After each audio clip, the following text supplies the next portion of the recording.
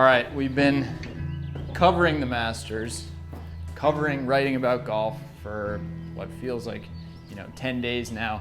Now is the fun part. We get to play some golf of our own. It's gonna be me and Sean playing out at Champions Retreat today. 18 holes today, then 18 holes tomorrow at Reynolds. And I've got some goals for Sean.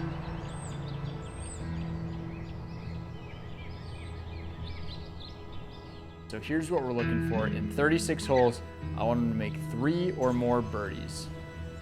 I want him to avoid the big numbers, so I've got him making 8 doubles or fewer.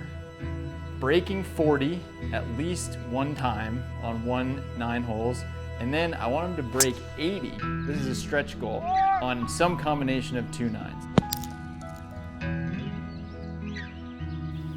All right, so day one here in Georgia is a big day for Dylan because in a month we'll be in Washington at local qualifying for the US Open. So one thing I want to see from him is really just that he's striping it. So I'm giving him a quota of 9 birdies on 36 holes. We need to have 3 eagle putts the next 2 days. I want to have him not 3-putting. So I'll give him a couple of 3-putts. I'll give him 2 3-putts the next 2 days. 0 triples, because if you make a triple at local qualifying, like your game is over. You made the trip out here and it wasn't worth it because you already gave it away in 1 hole. So no triples, and then finally we're gonna play 4 9-hole stretches. I want him to be under par in 2 of those. I don't think that's a lot to ask. I'll be right there by his side. Let's go do it.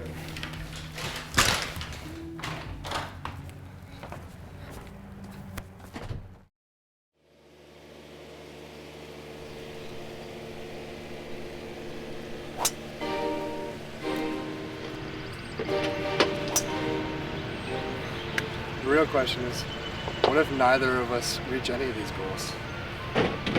It's a bunch of failures.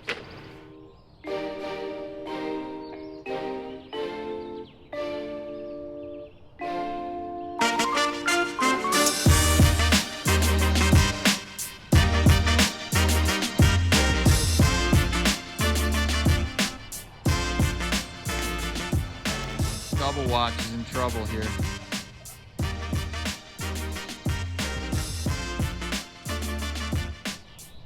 What's interesting is that this is a private club, but it's a public place if basically 1 week out of the year. Masters week, anyone who has tickets or whether or not you have tickets, you come to Augusta. This is just north of Augusta. You can come out and play. Hit it. He's on the board. He's on the board. One bar.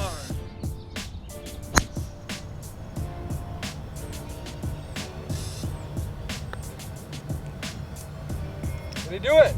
Wow. Oh my God. Wow.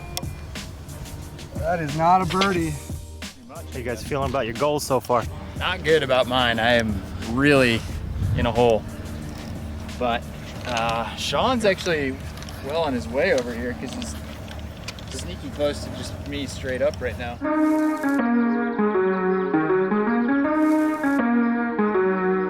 The history of this place, it's pretty interesting, Sean. At the 1999 Champions Dinner at the Masters, the word is that Palmer, Player, and Nicklaus basically drew straws for who would get which piece of property where they would design their 9 holes.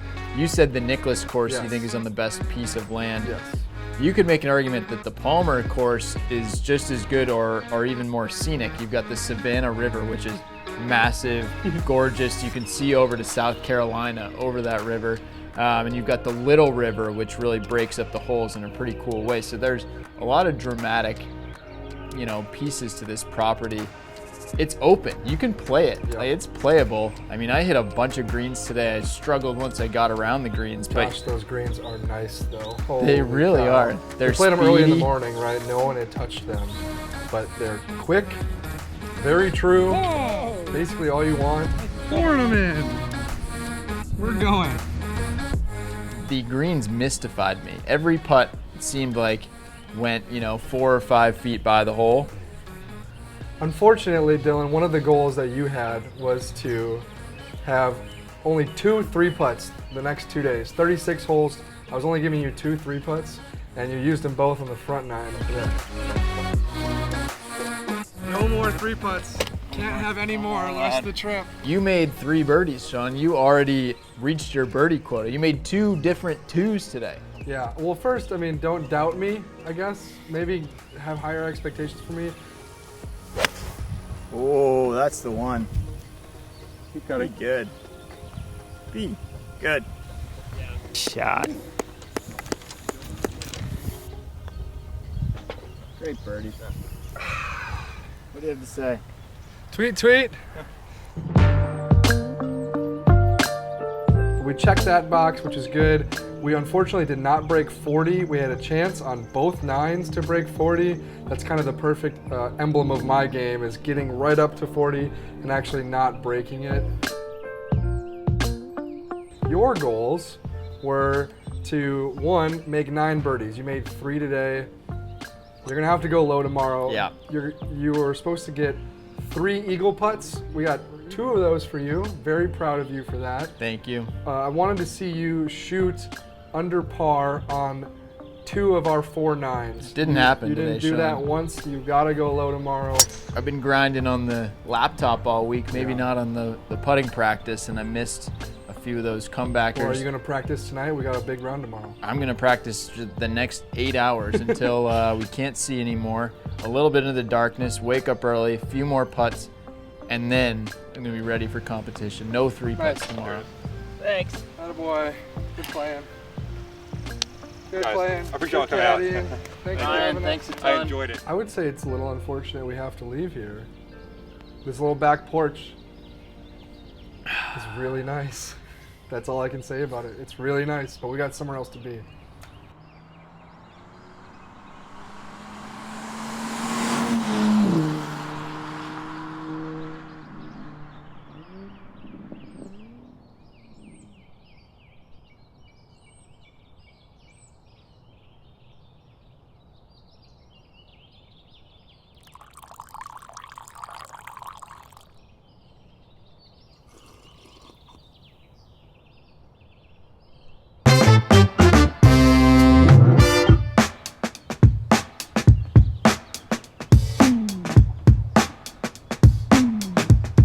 I feel amazing this morning. Good for I you. woke up on the right side of the bed, get a good night's sleep, because I got I got 8.5 last Oh my night. God, I got 6. We got a full range session, which is rare and potentially dangerous. I think if there's any day that I'm gonna make 6 birdies, shoot under par in both 9s, not 3-putt, Get 1 eagle putt. yeah, get eagle putts, do all the things that you've laid out for me. Today's the day.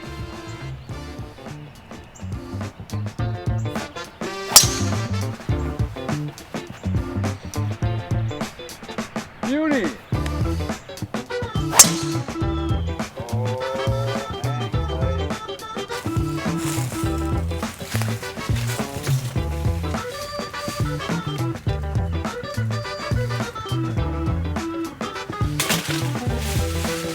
Beautiful. Go.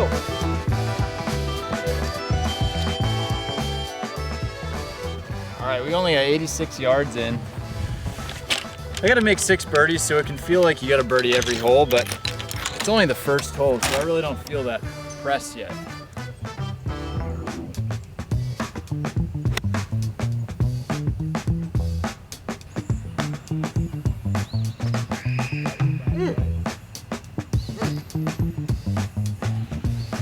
The Great Waters course is beefy. It was Yeah. a big golf course. It stretches out to 7,400 yards, more than 7,400 yards from the tips.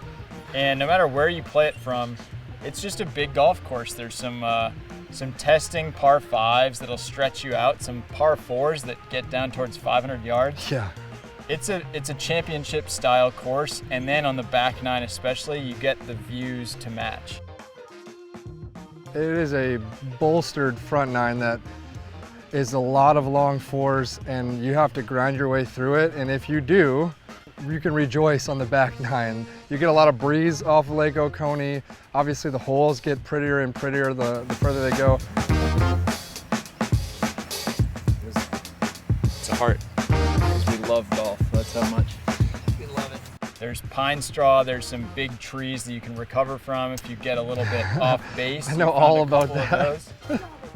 And overall, I mean, it's a fun challenge because yes, you're gonna have some testing pars, but you're also gonna have a chance to go for some risk reward shots. Well, it is number 88, top 100 you can play. So it is truly, as far as our magazine goes, one of the 100 best public golf courses in the country.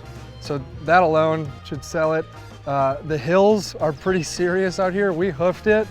They suggest you take a cart. It's definitely a cart first golf course.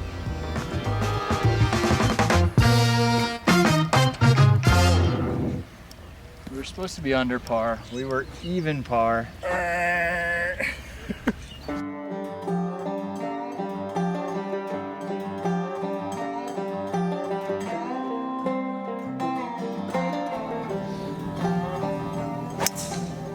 There's a bunch of carries over water once you get to the back nine. I mean, the highlights of the course obviously start when you get to number 11 and you start playing, you know, down towards the water, over the water, around the water. I feel bad, man. One of our goals, one of Dylan's goals, was to have 2 3-putts or fewer on 36 holes. He gave that up. He used both of them on the front nine yesterday, and then he went about 20 holes without a 3-putt. The kid was rolling it.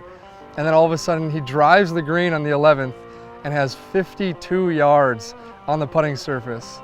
And you hit it probably 30 yards, 40 yards. 45 yards. That was always going to be a 3-putt.